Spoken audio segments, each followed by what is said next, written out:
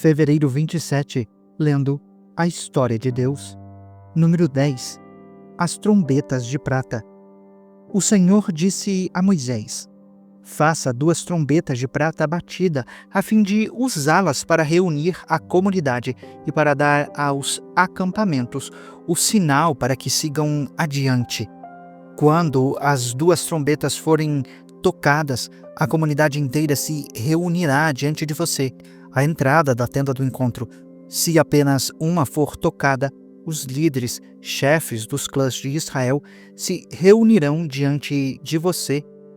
Quando for dado um toque de alerta, as tribos acampadas a leste deverão seguir adiante.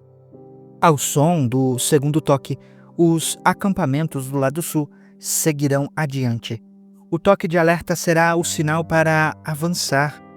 Para reunir a assembleia, faça soar as trombetas, mas não com o mesmo toque. Os filhos de Arão, os sacerdotes, tocarão as trombetas. Este é um estatuto perpétuo para vocês e para as suas gerações. Quando já estiverem na sua terra e entrarem em guerra contra um adversário que os esteja oprimindo, toquem as trombetas, e o Senhor, o Deus de vocês, se lembrará de vocês e os libertará dos seus inimigos. Também, nas suas celebrações das datas fixas e no primeiro dia de cada mês, vocês deverão tocar as trombetas por ocasião dos seus holocaustos e dos seus sacrifícios de comunhão. E elas serão um memorial em favor de vocês diante do seu Deus. Eu sou o Senhor, o Deus de vocês. Os israelitas partem do Sinai. No 20º dia do 2º mês do 2º ano, a nuvem se levantou e se afastou do tabernáculo que guarda as tábuas do testemunho. Então, os israelitas seguiram viagem do deserto do Sinai até o deserto de Parã, onde a nuvem pousou. Assim, partiram pela primeira vez, conforme a ordem do Senhor anunciada por Moisés. As tropas do acampamento de Judá partiram primeiro, junto à sua bandeira. Naasson, filho de Aminadab, estava no comando delas. Natanael, filho de Zuar, comandava as tropas da tribo de Issacar, e Eliabe, filho de Elon, os exércitos da tribo de Zebulon. Quando o tabernáculo for desmontado, os gersonitas e os meraritas o carregaram e partiram. Os exércitos do acampamento de Rubem partiram em seguida, junto à sua bandeira. Elisur, filho de Sedeur, estava no comando. Selumiel, filho de Zurizadai, comandava os exércitos da tribo de Simeão, e Eliasaf, filho de Deuel, os exércitos da tribo de Gade. Então, os coatitas partiram carregando as coisas sagradas. Antes que eles chegassem, o tabernáculo já deveria estar armado. Os exércitos do acampamento de Efraim partiram em seguida, junto à sua bandeira. Elisama, filho de Amiúde, estava no comando. Gamaliel, filho de Pedazur, comandava os exércitos da tribo de Manassés. E Abidã, filho de Gideone, os exércitos da tribo de Benjamim. Finalmente, partiram os exércitos do acampamento de Dan, junto à sua bandeira, como retaguarda para todos os acampamentos. Aiezer, filho de Amizadai, estava no comando. Pagiel, filho de Ocrã, comandava os exércitos da tribo de Azer, e Aira, filho de Enã, a tropa da tribo de Naphtali. Esta era a ordem que as tropas israelitas seguiam quando se punham em marcha. Então, Moisés disse a Obabe, filho do Midianita, Reuel, sogro de Moisés: estamos seguindo para o lugar a respeito do qual o Senhor disse: eu o darei a vocês. Venha conosco e trataremos bem, pois o Senhor prometeu boas coisas para Israel. Ele respondeu: não, não irei. Voltarei para a minha terra e para meu povo. Moisés, porém, disse: por favor, não nos deixe. Você sabe onde devemos acampar no deserto e pode ser o nosso guia. Se vier conosco, a bondade com a qual o Senhor nos tratar será a bondade com a qual trataremos você.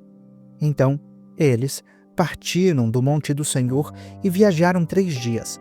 A arca da aliança do Senhor foi à frente deles durante aqueles 3 dias para encontrar um lugar para descansarem. A nuvem do Senhor estava sobre eles de dia, sempre que partiam de um acampamento.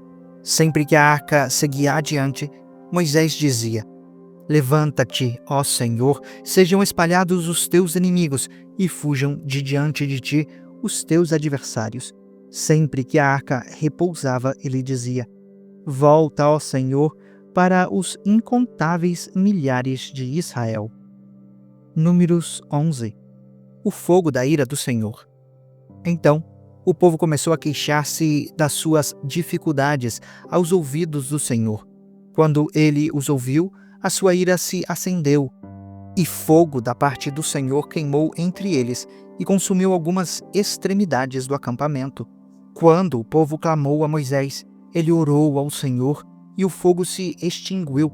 Por isso, aquele lugar foi chamado de Taberá, porque o fogo da parte do Senhor queimou entre eles. A reclamação do povo.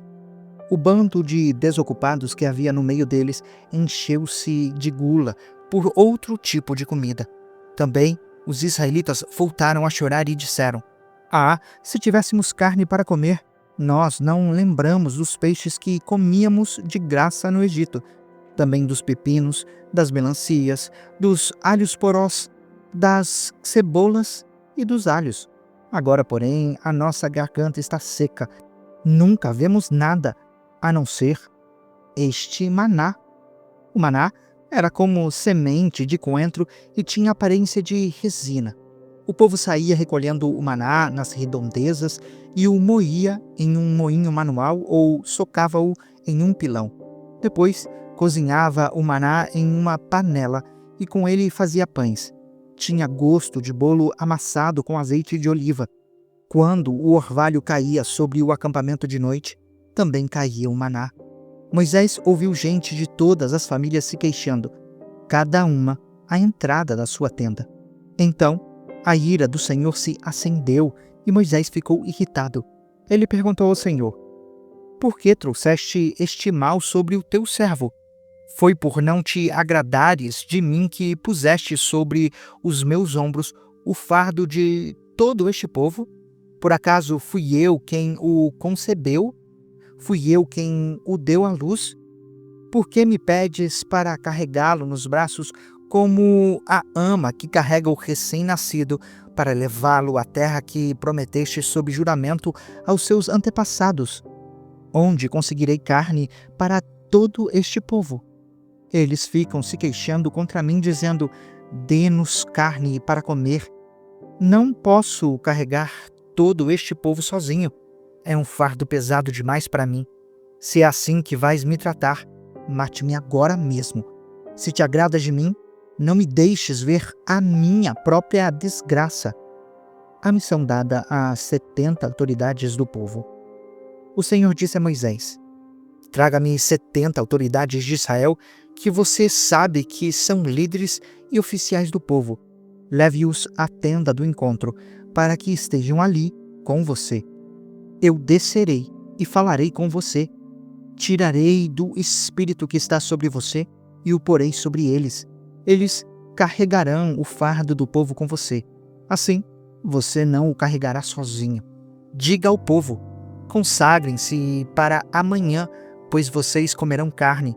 O Senhor os ouviu quando se queixaram a ele, dizendo: se tivéssemos carne para comer, estávamos melhor no Egito. Agora o Senhor dará carne a vocês, e vocês a comerão.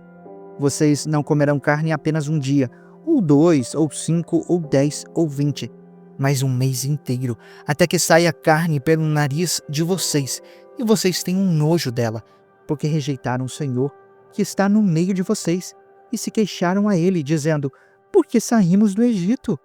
Moisés, porém, disse: Aqui estou eu no meio de 600.000 homens em pé, e dizes: Darei a eles carne para comerem durante um mês inteiro.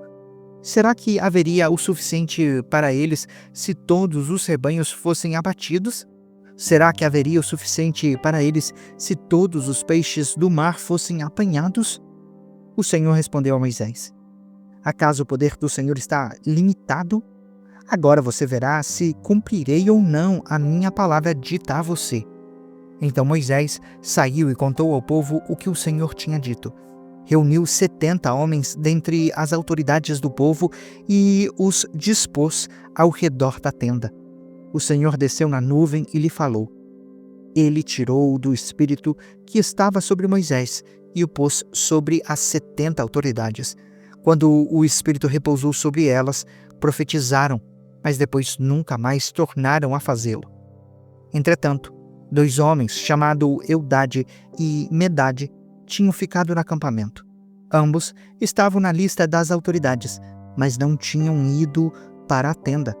O Espírito também repousou sobre eles e profetizaram no acampamento.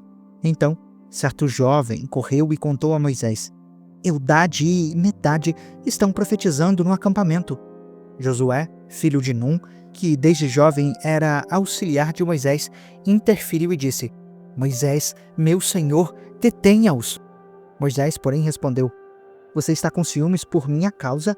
Quem dera todo o povo do Senhor fosse profeta e que o Senhor pusesse o seu espírito sobre eles. Então Moisés e as autoridades de Israel voltaram para o acampamento. O Senhor envia codornizes. Um vento partiu do Senhor e trouxe codornizes do mar e as fez cair por todo o acampamento, a uma altura de 2 côvados, espalhando-as em todas as direções em um raio de um dia de caminhada. Durante todo aquele dia e aquela noite, e durante todo o dia seguinte, o povo saiu e recolheu codornizes. Ninguém recolheu menos de 10 barris. Então, eles as estenderam para secar ao redor de todo o acampamento. Enquanto, porém, a carne ainda estava entre os seus dentes, e antes mesmo de mastigá-la, a ira do Senhor se acendeu contra o povo, e ele o feriu com uma praga terrível. Por isso, o lugar foi chamado de Quibrote Ataavá, porque ali foram enterrados os que tinham sido dominados pela gula por outro tipo de comida. De Quibrote Ataavá, o povo partiu para Azerote e lá ficou. Números 12. Miriam e Arão criticam Moisés. Miriam e Arão começaram a criticar Moisés porque ele havia se casado com uma mulher cuxita. Será que o Senhor tem falado apenas por meio de Moisés? Perguntaram. Também não tem ele falado por meio de nós? O Senhor ouviu isso. Ora, Moisés era um homem muito humilde, mais do que qualquer outro que havia na terra. Imediatamente, o Senhor disse a Moisés, Arão e a Miriam: Dirijam-se à tenda do encontro, vocês 3. Os 3 foram para lá. Então o Senhor desceu em uma coluna de nuvem e, pondo-se à entrada da tenda, chamou Arão e Miriam. Os 2 vieram à frente, e ele disse: Ouçam as minhas palavras. Quando entre vocês há um profeta do Senhor, a ele me revelo em visões, em sonhos, falo com ele. Não é assim, porém, com o meu servo Moisés, que é fiel em toda a minha casa. Com ele falo face a face, claramente, não por enigmas. Ele contempla a forma do Senhor, porque não temeram falar contra o meu servo Moisés. Então a ira do Senhor se acendeu contra eles, e ele os deixou. Quando a nuvem se levantou, afastando-se da tenda, Miriam, esposa leprosa, a aparência dela era como a da neve. Arão voltou-se para Miriam, viu que ela estava com lepra e disse a Moisés: Por favor, meu senhor, não nos castigue pelo pecado que tão tolamente cometemos. Não permita que ela fique como um feto abortado que sai do ventre da sua mãe com a metade do corpo destruída. Então Moisés clamou ao Senhor: Ó Deus, por favor, cura-a. O Senhor respondeu a Moisés: Se o pai dela lhe tivesse cuspido no rosto, a humilhação dela não duraria 7 dias? Que fique isolada fora do acampamento 7 dias. Depois, ela poderá ser trazida de volta. Então, Miriam ficou isolada 7 dias fora do acampamento, e o povo não partiu enquanto ela não foi trazida de volta. Depois disso, partiram de Azerote e acamparam no deserto de Parã. Números 13. Os israelitas espiam Canaã. O Senhor disse a Moisés: envie alguns homens para espiar a terra de Canaã, terra que dou aos israelitas. Envie um líder de cada tribo dos seus antepassados. Assim, Moisés os enviou do deserto de Parã, conforme a ordem do Senhor. Todos eles eram chefes dos israelitas.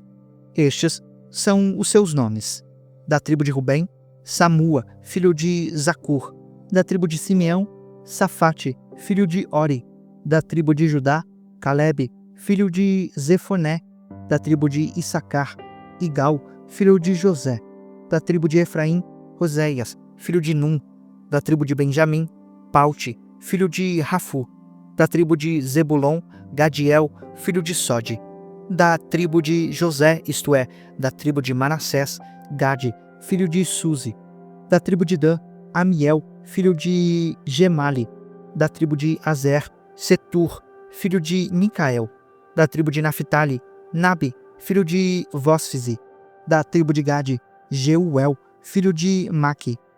Estes são os nomes dos homens que Moisés enviou para espiar o território. Quanto a Oséias, filho de Num, Moisés deu o nome de Josué. Quando Moisés os enviou para espiar Canaã, disse: subam pelo Neguebe e prossigam até a região montanhosa.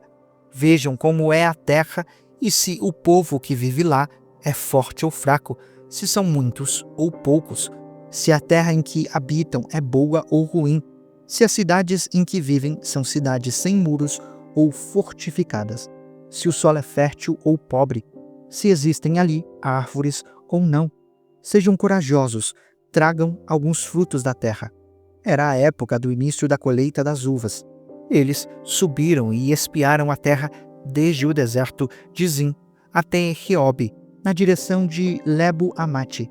Subiram do Neguebe e chegaram a Hebrom, onde viviam Aimã, Sesai e Talmai, descendentes de Anak. Ora, Hebrom havia sido construída 7 anos antes de Zoan, no Egito. Quando chegaram ao vale de Escol, cortaram o ramo do qual pendia um único cacho de uvas. 2 deles carregaram o cacho, pendurado em uma vara. Colheram também romãs e figos. Aquele lugar foi chamado Vale de Escol, por causa do cacho de uvas que os israelitas cortaram ali. Ao fim de 40 dias, eles voltaram da espionagem daquela terra. O relatório da expiação. Eles retornaram a Moisés e a Arão e a toda a comunidade de Israel em Cádiz, no deserto de Parã, onde prestaram relatório a eles e a toda a comunidade de Israel, e lhes mostraram os frutos da terra. Deram o seguinte relatório a Moisés: entramos na terra a qual tu nos enviaste, onde fluem leite e mel. Aqui estão alguns frutos dela. Contudo, o povo que lá vive é poderoso e as cidades são fortificadas e muito grandes. Também vimos os Anaquins. Os Amalequitas vivem no Neguebe. Os Hititas, os Jebuseus e os Amorreus vivem na região montanhosa. Os Cananeus vivem perto do mar e junto ao Jordão. Então, Calebe fez o povo calar-se diante de Moisés e disse: subamos e tomemos posse da terra, porque certamente conseguiremos fazer isso. Os homens que tinham ido com ele, porém, disseram: não podemos atacar aquele povo, é mais forte do que nós. Eles espalharam entre os israelitas um relatório negativo acerca da terra que haviam espiado. Disseram: a terra que percorremos para espiar devora os que nela vivem. Todos os que vimos são de grande estatura. Vimos também os Nefilins, isto é, os Anaquins, diante de quem parecíamos gafanhotos aos nossos olhos e aos deles. Salmos 90. Livro 4. Salmos 90, 106. Oração de Moisés, homem de Deus. Senhor, Tu és o nosso refúgio de geração a geração. Antes de nascerem os montes e de criares a terra e o mundo, de eternidade a eternidade, Tu és Deus. Fazes voltar ao pó o ser humano, dizendo: retornem ao pó, ó mortais. De fato, 1000 anos para ti são como o dia de ontem que passou, como as horas da noite, como uma correnteza. Tu arrastas os humanos, estes se vão como um sonho. São como a relva que brota ao amanhecer. Pela manhã, germina e brota, à tarde, murcha e seca. Somos consumidos pela tua ira e aterrorizados pelo teu furor.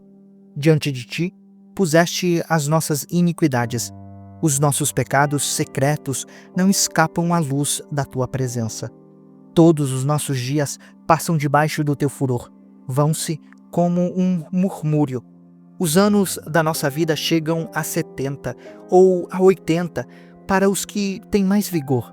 Entretanto, são anos difíceis e cheios de sofrimento, pois a vida passa depressa e nós voamos.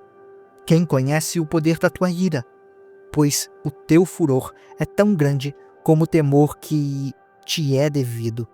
Ensina-nos a contar os nossos dias para que o nosso coração alcance sabedoria. Volta a ti, Senhor. Até quando será assim? Tem compaixão dos teus servos. Satisfaz-nos pela manhã com o teu amor leal e todos os nossos dias cantaremos felizes. Dá-nos alegria pelo tempo em que nos afligiste, pelos anos em que tanto sofremos. Sejam manifestos os teus feitos aos teus servos e aos filhos deles o teu esplendor. Esteja sobre nós a bondade do nosso Deus soberano. Confirma em nós a obra das nossas mãos. Sim, confirma a obra das nossas mãos. Você acabou de acompanhar a Bíblia 365, lendo a história de Deus. Se você quer acompanhar com outra versão bíblica, registrar a sua leitura, dar sugestões, participar de nosso grupo no WhatsApp ou até mesmo fazer pedidos de oração, acesse sempre www.abiblia365.com.br.